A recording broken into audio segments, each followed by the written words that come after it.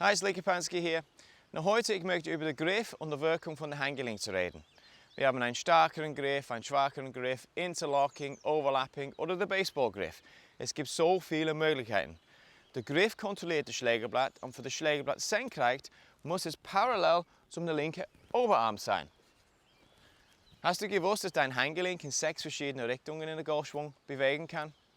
Wir haben Flexion, Extension, Radial, Ulnar, Pronation, Supination. Wenn du werfst einen Ball oder Tennis spielst, wirst du darüber denken? Wahrscheinlich nicht. Aber im Golf, alles ist möglich.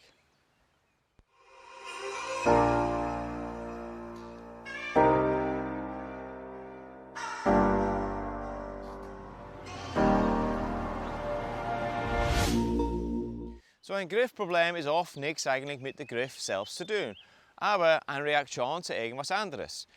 Nummer 1 Check auf jedem Niveau ist der Körper- und Schlägerblatt-Ausrichtung, weil der Körper versucht immer zurück, um das Ziel zu reagieren. So, wenn zum Beispiel ich stehe zu weit nach rechts, meine linke Hand wird weiter oben sein, rechte Hand wird weiter unten sein, weil mein Körper versucht alles Mögliche zurück, um das Ziel zu reagieren. Das ist ein stärkerer Griff. Jetzt, wenn ich mache das umgekehrt und ich stehe weiter links, automatisch meine linke Hand wird weiter unten hier sein, rechte Hand geht weiter oben, weil mein Körper versucht zurück, um das Ziel zu reagieren. So, wenn du stehst nicht richtig hin zum das Ziel, du lässt dich selbst weit offen für eine Welt von Schmerzen. Dein Körper wird total blockiert und du wirst sehr viel Distanz und sehr viel Kontrolle verlieren. Und es kann auch sein, irgendwann wirst du deinen schwachen Punkt finden. Egal für was Geräte du benutzt, vom Flight Scope oder Trackman, Golf ist ein zielorientierter Sport. Wenn jemand versucht, dein Golf zu verbessern und du machst keinen Standcheck oder hast kein Ziel, dann ist es eigentlich für nichts und kannst du eigentlich gar nichts dabei lernen.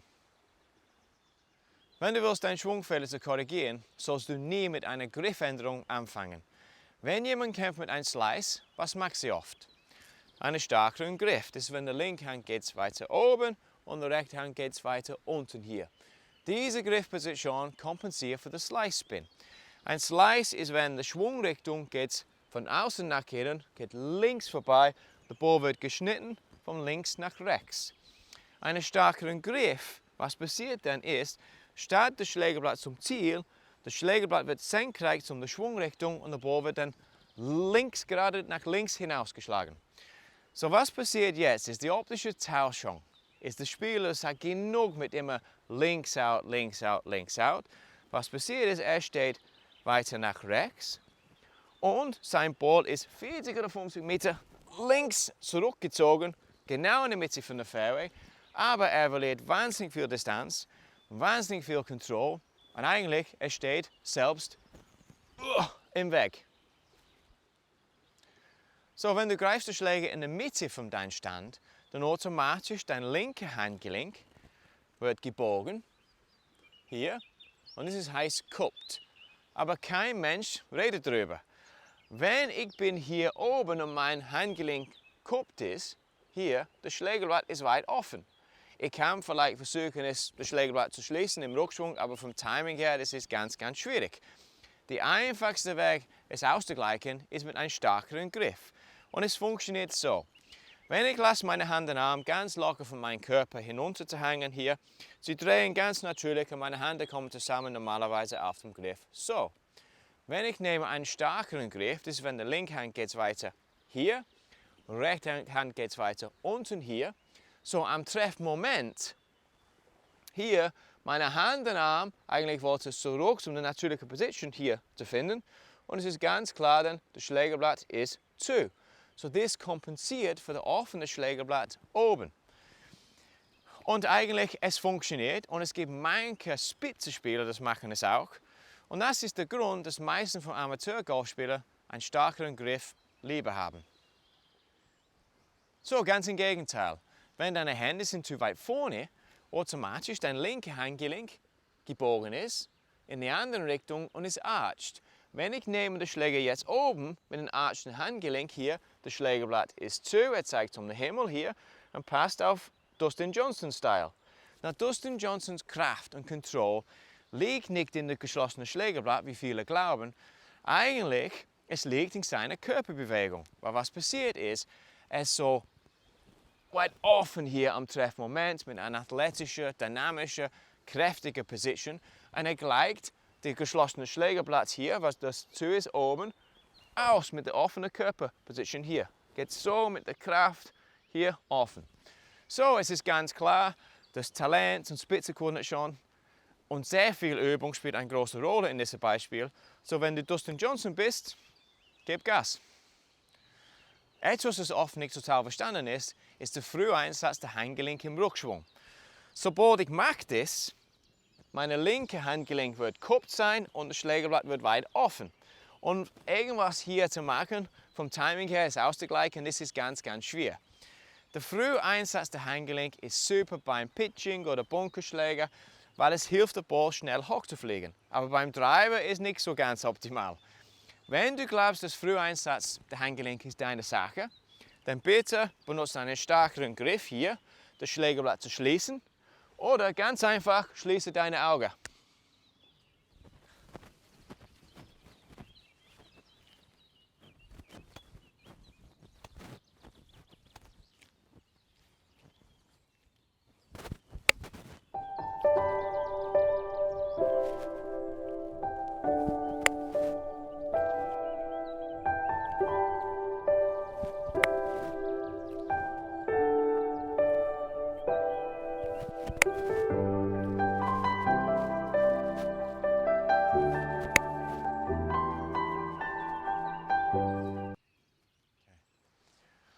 So, von diesem Beispiel kannst du sehen, wie der Handgelenk funktioniert in der Golfschwung. Wenn ich stehe auf der Seite mit einer geraden linken Arm und gerade flache linke Handgelenk hier, das ist genau wie es sollte sein, so dass das Schlägerblatt oben senkrecht ist. Du kannst jetzt sehen, wie weit eigentlich mein Handgelenk bewegen kann. Das ist nicht viel, das ist dann die richtige Handgelenkbewegung in den Aufschwung. Wenn ich stehe hier, jetzt kannst du sehen, wie weit kuppt. So das Schlägerblatt wird offen sein oder archt, das Schlägerblatt wird zu sein. Okay? Das ist eigentlich ganz, ganz gefährlich. Gibt es viele Raum, offen oder zu sein. Und das ist eigentlich ganz, ganz gefährlich. So, es ist auch der Grund, dass viele kämpfen mit einer Across-the-Line-Position, weil wenn der Handgelenk kuppt ist, der Schläger geht so, das heißt Across-the-Line, oder laid off in der Rückschwung, weil wenn der Handgelenk hier gebogen ist, ist arched, ist zu weit laid off. Und was passiert ist, diese Fäden laufen in Durchschwung hinein. So, Hände weg, außer wenn dein Timing blitzschnell ist oder du hast die Fähigkeit, dass du ganz wenig Menschen gegeben sind.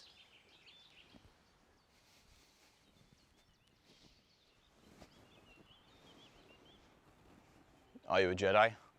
May the Force be with you.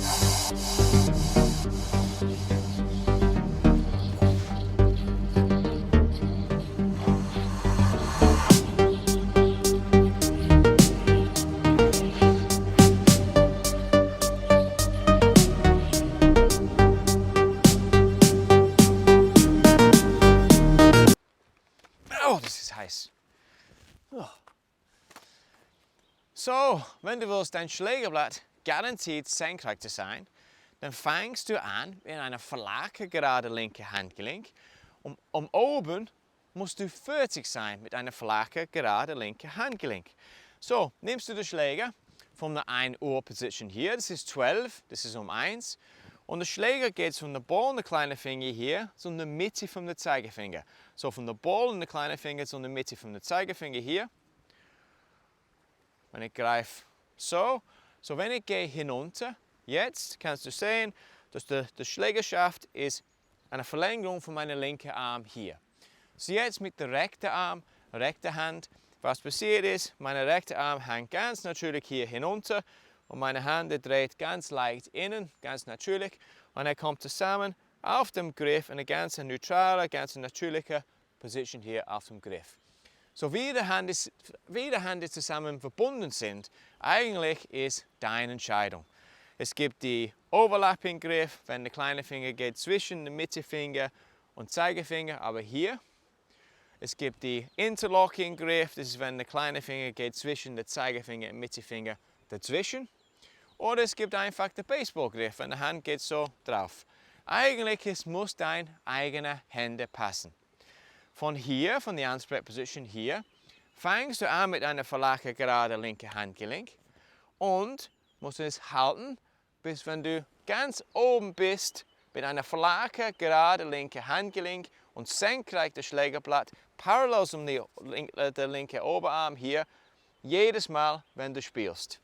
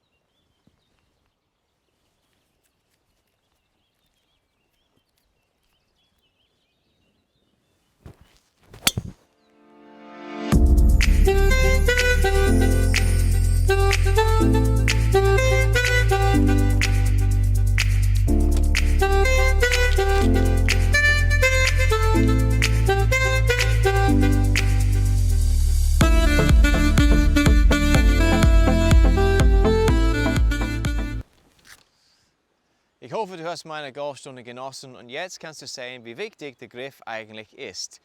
Wichtig ist, es passt deine eigenen Hände.